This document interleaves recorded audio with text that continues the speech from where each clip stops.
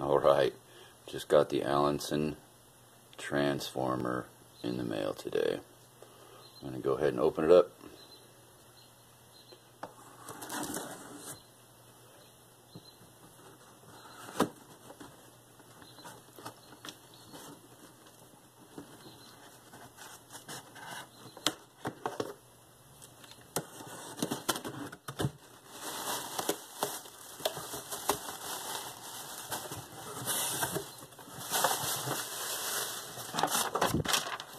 A box within a box. They like that.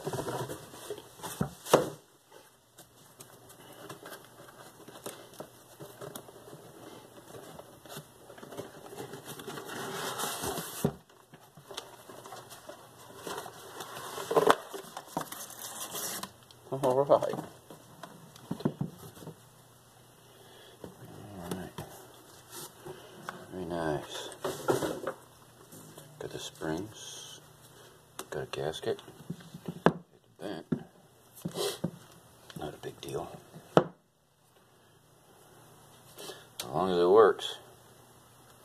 But we won't know until we get it all together. I don't have the power cord for it yet. And I don't have the GTO 15 wire for it yet. But we'll get on it shortly.